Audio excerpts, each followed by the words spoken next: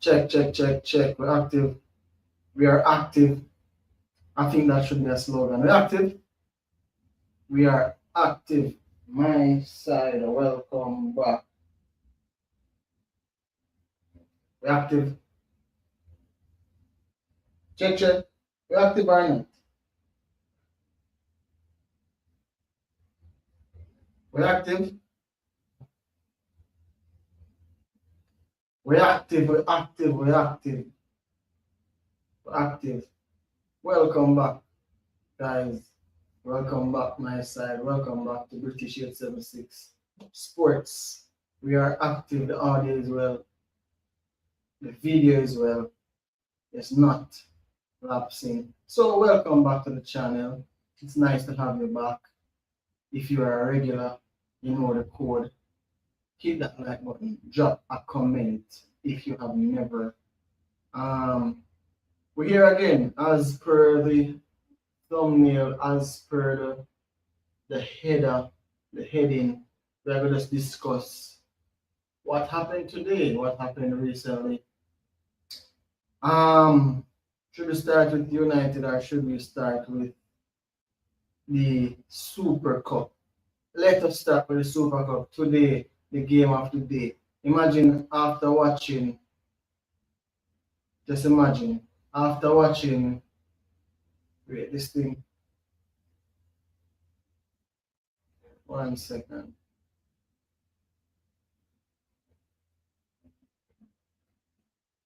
Imagine after watching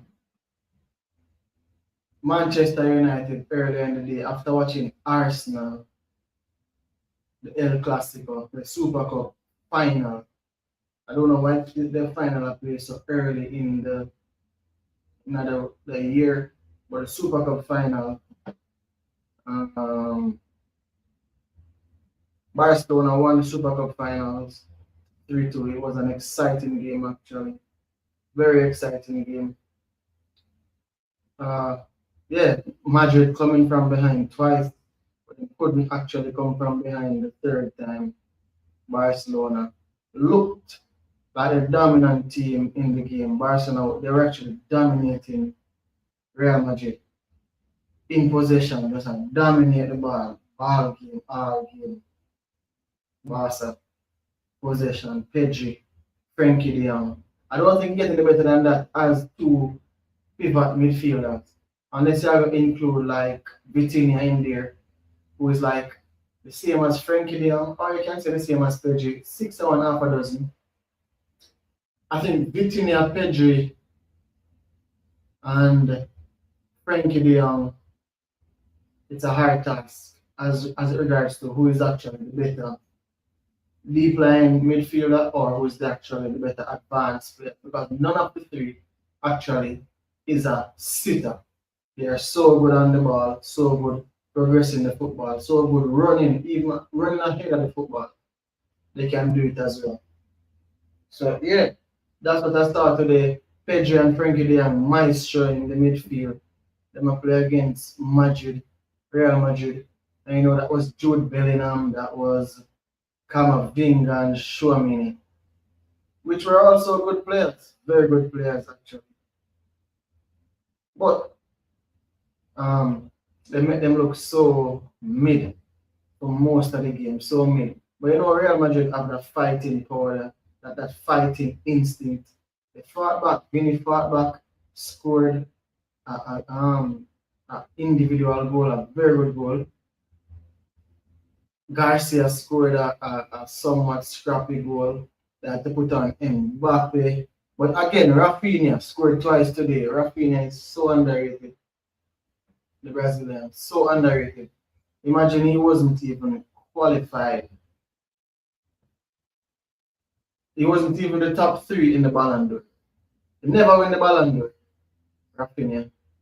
And I'm saying like Rafinha literally Barcelona's best player last season. All season, he was Barcelona's best player. I think he outscored Yamal. He outscored all the Barcelona players last season. He outscored Dembele, who won the Ballon d'Or. He won the league. I think them should just say whoever win the Champions League, them are gonna win the Ballon d'Or. Because Rafinha did actually outscore all them last season. Outscore, out assist them. The guy did so well last season actually, but he still never win the Ballon d'Or. Still never win the Ballon d'Or. But yeah, today he stepped up scoring twice for Barcelona. Two stunning goal actually. Played out of position because he can't play left, and today he never played central. Fermin played central, so he actually played on the. He can't play right where Yamal played. He can't play central because Fermin played here today. He normally played sometimes, but he played on the left hand side, so you know to provide balance. And I guess he was given the license to roam inside. But yo, Rafinha is a really underrated player. To actually remember, say Rafinha used to play for Leeds United in the Premier League like 3 seasons ago. The man used to play for Leeds United. Was left Leeds United because I think they got relegated. I'm not sure I remember. But he left, ended up at Barcelona. I don't know if they even bought him or it was a loan. But he ended up at Barca and it was uphill from there for Rafinha. Went from strength to strength, scoring, assisting, season upon season, outscoring and out assisting his teammates every season. Top player, top footballer, versatile, left, right.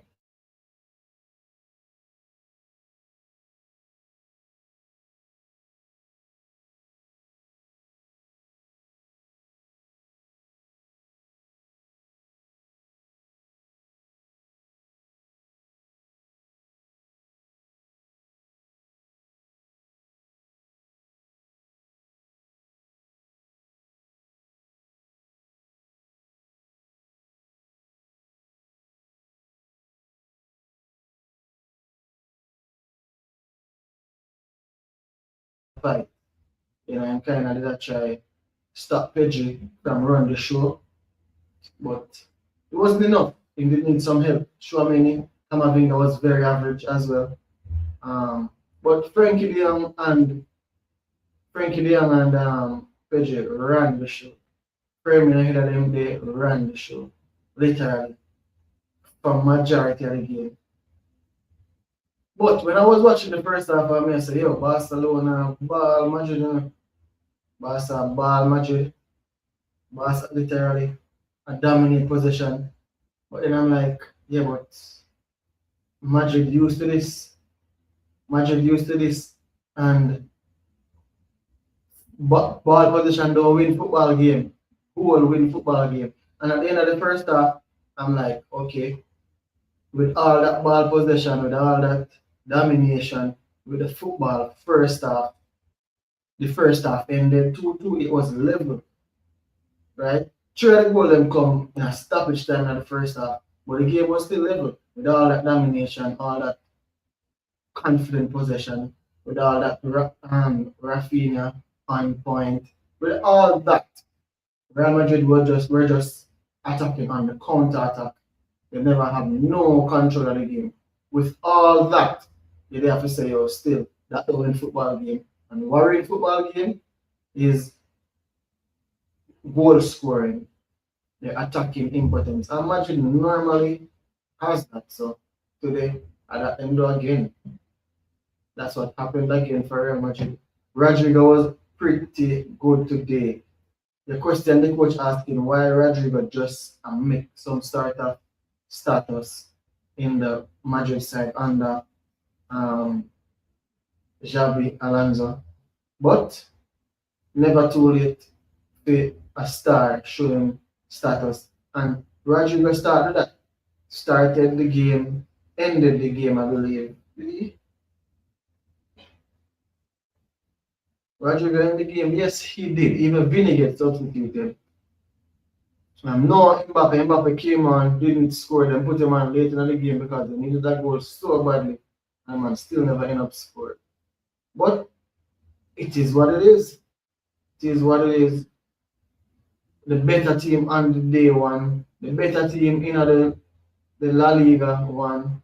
Barcelona, I think, still leading La Liga.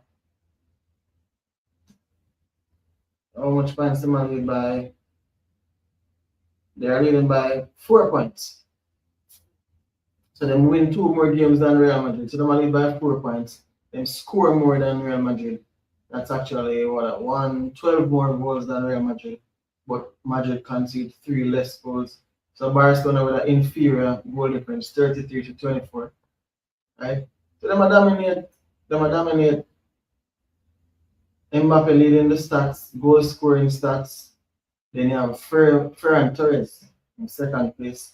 You also have Lewandowski on 9 points, even though I'm without injured. So yeah, it's still on the Spanish league. It's still on. Anybody can actually win the league. But today, the dominant team won. Earlier in the season, the first El Clasico, I think Real Madrid won that game 2-1. Yeah, I think Real Madrid won that game 2-1. Pretty good. But yeah, that I go on. What else go on in the world of football today? Before we go to the obvious FA Cup / Premier League / English football updates. Because a whole lot of that going today. But yeah, Bayern 8-1. The Bundesliga is such a weird league. The last time I see them scoreline they dropping in the Premier League, and Mourinho days with Chelsea. At Chelsea, I'm Mourinho, but Chelsea used to drop some Drogba days, Kalu. Chelsea used to drop some 7-1. I remember 7-1 versus Aston Villa. I now make this up. I'm a muscle memory, remind me. Like, I'm just remembering it. Like, Chelsea used to beat some teams by some hefty scoreline. But yeah, top of the table of the Serie A as well. Napoli and Inter Milan played the game in 2-2. Scott McTominay scored twice. As I recall, I'm like, bro, the league you're playing in, or the coach you have, or this the teammate you have, makes such a difference. Because how Scott McTominay play right now, he's actually dominating in the Serie A. He was the Serie A's player of the season last week. He actually dominated the league. Right? Nobody close to him in regards to domination. He's scoring, he's assisting Scott McTominay. Somebody who couldn't even make the fans them feel like say, yo, they deserve to be at United. It was a public consensus that Scott McTominay, not good enough, shouldn't be at Manchester United. They fought him out. Rightfully so, I'm afraid we needed an upgrade. Ironically, as today we don't have an upgrade. We have players like Ugarte, Bruno playing in that position. Guarantee Fred would offer a lot more than Ugarte in that position. Guarantee. But it is what it is. We can't complain. Inter and Napoli draw 2-2. The game ended 2-2. So Inter still lead the league. Inter still lead by how much points am I lead by? Points are lead by 4 points. AC Milan in second on 40. So they lead AC by 3, but they lead Napoli by 4 points. And Roma by 4 points. But Roma have a game in hand. No, Roma play one extra game. So the title is still on in that league. Conte trying to defend this title. Inter Milan want to regain the title because they won it in previous years. But yeah, the FA Cup was on today. Arsenal won earlier in the day. Smashed Portsmouth 4-1. Portsmouth scored the first goal, and I thought, yes, come on, Pompey. Let's do this. But yeah, Arsenal with the dominant side. Them B team basically. Arsenal B team dominated the game against Portsmouth. Yeah. Some players start coming with their ball to start for Arsenal. I think Madueke deserved that start. I think Gabriel Jesus deserved that start. I think Eze deserved that start. And we know Arsenal fan of ball is somebody like Nwaneri start. Right? They all started. and as they should win the game convincingly. Martinelli scored a hat trick. Madueke didn't play that bad. Gabriel Jesus either. But let's just address the elephant in the room. They scored like 3 corner kicks out of them 4 goals. 3 set piece. Portsmouth, who apparently is struggling in the championship or league, whichever league they're in, conceded 3 corner kick goal to Arsenal. Shambolic, right? But goal a goal. Arsenal gone through to the next round, right? Gone through to the next round. And yeah, commendable for Arsenal. As for Manchester United, I don't know where to start. I don't know where to start. It's like Man U forget how to play football. It's like we forget totally what football play like. We don't remember how we score, we don't remember how we assist, we don't remember nothing. We are playing so badly as we speak. Very, very poor football we are playing currently. We understand clearly we play as them after the AFCON, our best players, Mbemo or Ahmad, our best attackers. After the AFCON, they both drop out, so they're supposed to come back for the next game. Thank God. Ahmad come back, Mbemo come back. Because today, with Cunha on one flank, Mbemo and not Cunha, Mount, Bruno, as the 3 players behind the center forward, it was just so bad. It was so bad. And I'm not gonna jump from match to match, but the last game that we drew 2-2, we had Dorgo on the left and we had Cunha on the right, Bruno in the middle. It was still imbalanced. That's why we never win the game. We need wingers, right? The coach previously had Senwe Rashford, Senwe Garnacho, Senwe Sancho. Said they're not good, sent them away far from the club. So we actually need Ahmad back, we actually need Embro back. If I even put them on each flanks, but then we still have a dilemma. Mount is a big issue at the club, Bruno is a big issue at the club. Them 2 players has to play. We're gonna play all in. Right, Mount with the number 7 to Manchester United, one of our top earners. Yeah, we have a big problem. Cunha playing so badly. Cunha plays so bad, like he might rush everything, he might over playing passes, he might keep the shots over the bar and not getting them on target. He might try rush to the football, willing to just make a good space and move away from the man with the ball so he can receive it. He might try to do hard, he want to get the ball immediately, he want to get the foot when he's going wide, like he just off on it. Everything now be cohesive and coherent. Now add to our playing style. But you still see the player there, still a very good player there. Moving forward, I think we should move away from Bruno a lot. Move away from Bruno. Move away from Bruno and see what's going on with Cunha. Give Cunha the reins. Tell him, we are given the opportunity to make mistakes then. We want you to make the mistakes. We want you to actually try implement your game onto the team. You enforce your way of playing. Give him that chance, right? You're a Brazilian. We expect a lot better from you, though. On the football, we expect a lot better from Cunha. Be more sharp, better with the close control, all of that stuff. But not seeing it, but I have more faith in Cunha. A lot more faith in Cunha. Xerxes came on. Anytime Xerxes come on, we go a level up. What a coincidence. So that was Sesko because he scored today, but he was literally below par. What is Sesko's problem? Because it's not like him now get the chances, him now get played in. Sesko just not performed. Scored late in the game, got us back into the game. But prior to that, Xerxes came on and Xerxes was just oozing a bit of composure and class. Not that everything came off, but he was just oozing composure, class. Like you know, man.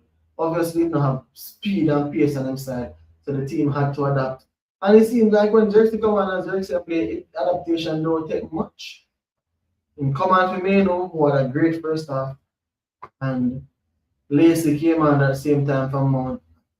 Lacey got a red card eventually in the game. Lacey came on and the crowd was just every time Lacey get the ball, the crowd expects the man to do something remarkable. Lacey. He actually never scored, never assisted. But we literally every time we get the ball was just cheering like we expect to say, yo, the 18-year-old or the 17-year-old supposed to bring us back. We always see that at Man United, from Januzaj to whoever, we just fill the blank. Any young player, since Sir Alex Ferguson, we've been struggling. Any young player coming on the side is like we expect them to just turn on it and do some magic, put the ball in the back of the net. More often than not, if that's the situation, then end up with the best player in the season. We're talking from Rashford, we're talking from Martial, from Januzaj, we're talking so much players. Did very well. That's the same thing with Lacey today, Shea Lacey. We expected that he was going to do it. Last game, smashed the crossbar. Today, never get that much of an impact. Got 2 yellow cards back to back, 2 minutes apart. I think to the second one, it's soft. Imagine a 17-year-old, like them referring if you use them discretion, but I guess rules are the rules. Second yellow card for unsportsmanlike conduct because the referee blew the throwing not in his favor. He just throw the ball on the ground, like slam down the ball on the ground. You get a second yellow for that. I think that's soft. I think that's stupid. I think the referee need to show more discretion because that was not something where you should have sent off a player for to make the game uneven, right? But it is what it is still. Shea Lacey, I think we need to relax. He's not a world beater. He's nowhere near ready to start. He's nowhere near equipped to do what we expect him or what we want him to. He's nowhere near that situation. Casemiro came on and from the level from Ugarte to the Casemiro went and leveled up. Casemiro does a lot better on the football. A lot better on the football. Way more composure, way more class, way more creation, way more inventive on the football. And off the ball, way more threatening in attacking areas. Way more. They're not even close. May I tell you. Hence why I say I don't know why Casemiro never start. I will always start Casemiro and take him off if you have to take him off. Because we don't have any. Yeah. They will put on Maguire as well late in the game. I guess we were expecting him to do the Maguire foolishness, score a late goal. He almost did. And then he almost again, he got the opportunity to do it again. And he never did it, but he should have played the ball cross goal. He didn't. But yeah, Man United in a dark place. We're in a dark spot. We are in a rough position. The players literally forget how to play football. You can see the same labored possession intention. You can see it. The players them slow on the football. The backline players are the one that more dominate the possession. This is not United. But them still have that in them game. Them still have it. Bruno still dropping deep. Bruno never did this under Oli. He never did this under the previous coaches. But now Bruno drop deep. I try start attack. I try dictate possession. Right? We are make changes, attacking changes, and we are put Bruno in the deeper places so we can put on Xerxes up top. Bruno was never this kind of player. But you see, the previous coach infiltrate the fan base, everybody with this thought process, and now we actually are struggling. We forget how to attack.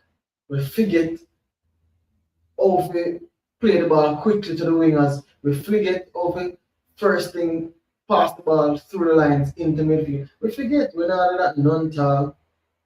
And it looked very bad today. It looks so bad to the point where I'm like, bro, we suck hammering and at this way of play, that's how bad it looked.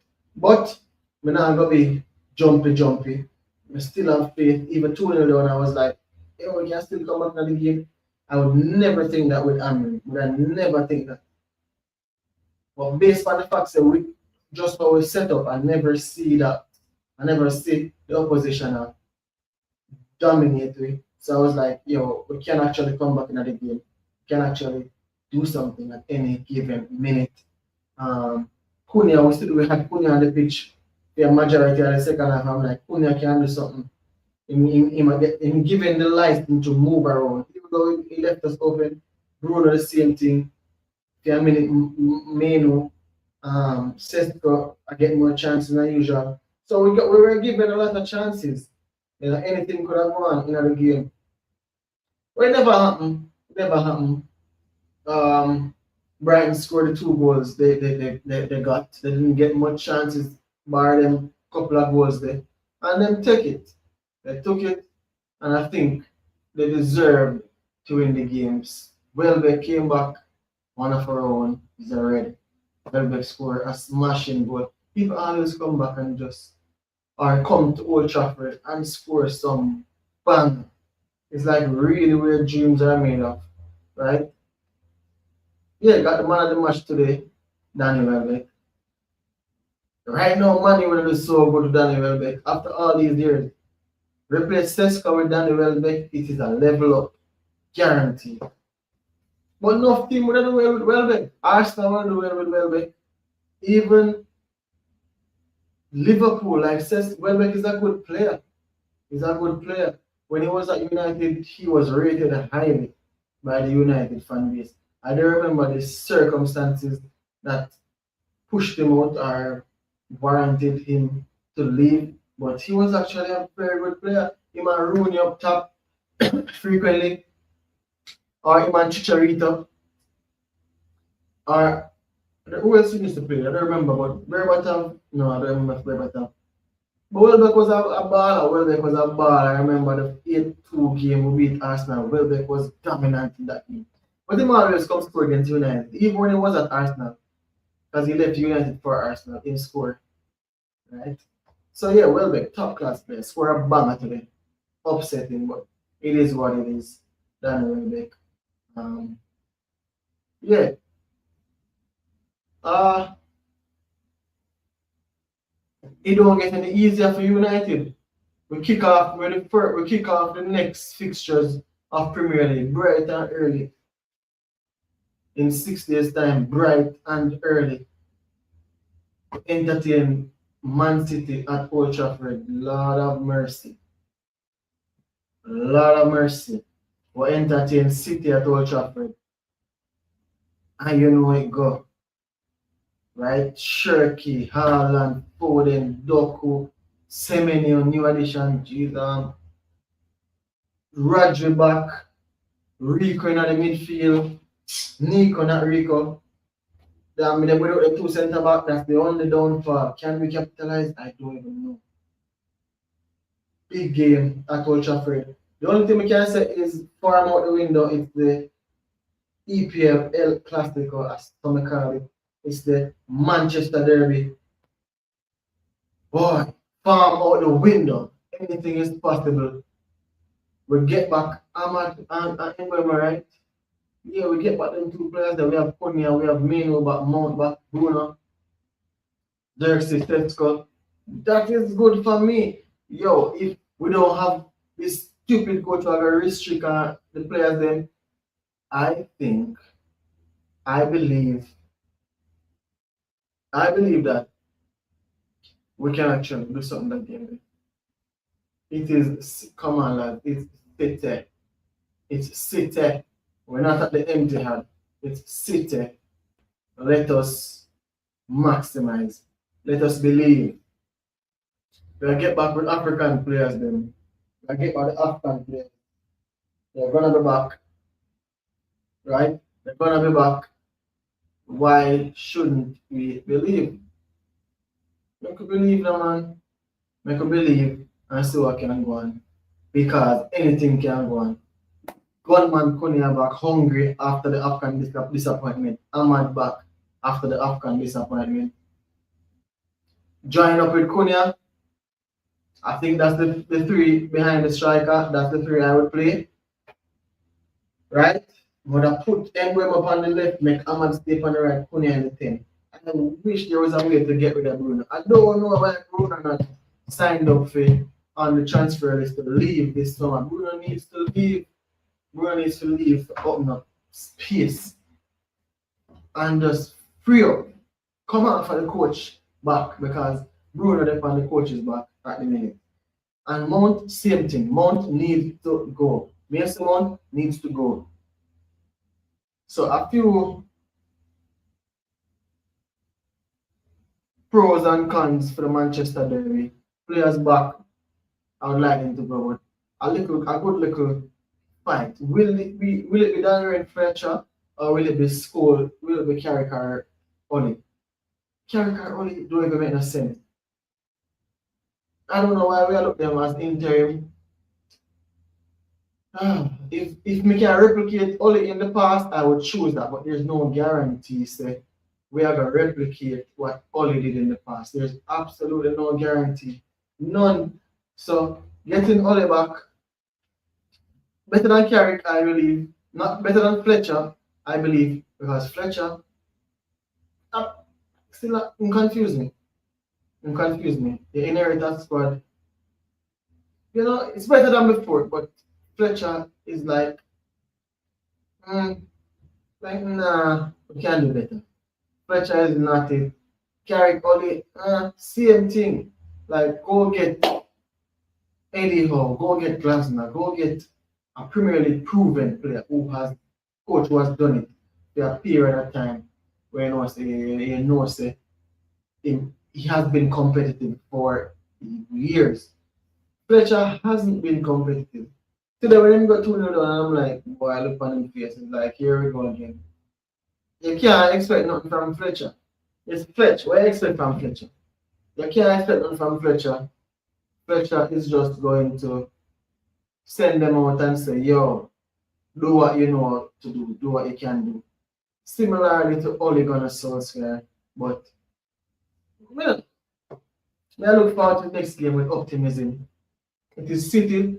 It is a game where naturally the players then get up for pass, but there's no Rashford, there's no Garnacho. We give it some players who normally know what United is about.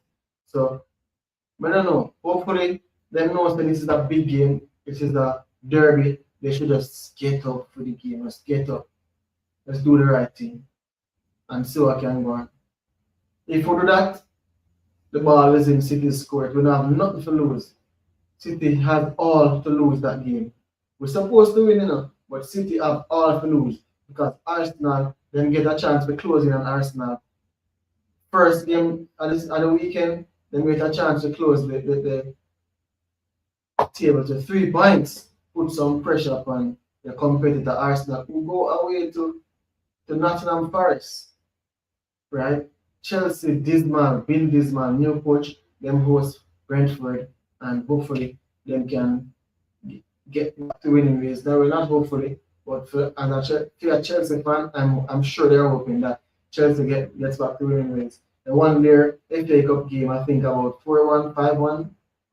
A high score line I saw earlier. No Cole Palmer in the starting lineup, new coach, and comfortable victory for them. With a very second league, low league team, right? Liverpool as well. Hopefully them lose. Them entertain Burnley, but you can't bank on Liverpool. Sunderland Palace in and around us, United. Then there's Tottenham, West Ham, right? But yeah, Arsenal go away to Nottingham Forest, and that game you are hoping that they drop some sort of points. I am hoping that they drop some sort of points. It's actually needed. It needed. We can't afford Arsenal a stretch it. And we can't be disappointed in the City But January just start. January just start. When I reach February, when I reach March, yet March at the marker, I always say that March at the marker. When let carry it up to 2 months remaining. March is the marker. Then you will see what who have the battle, who have the guts, who have the know-how. Then you will see that. But yeah, that. My side, smash a like on the video. Subscribe to the channel if you are new. Hit that notification bell. I want to know when we go live. I start with live intention. My intention is to start going live more consistently. So if you hit notification bell, you will know when I go live. Hopefully, in and around this time every night, I can go live. Hopefully, right? If all goes well. As a rookie in the YouTube game, that's my intention.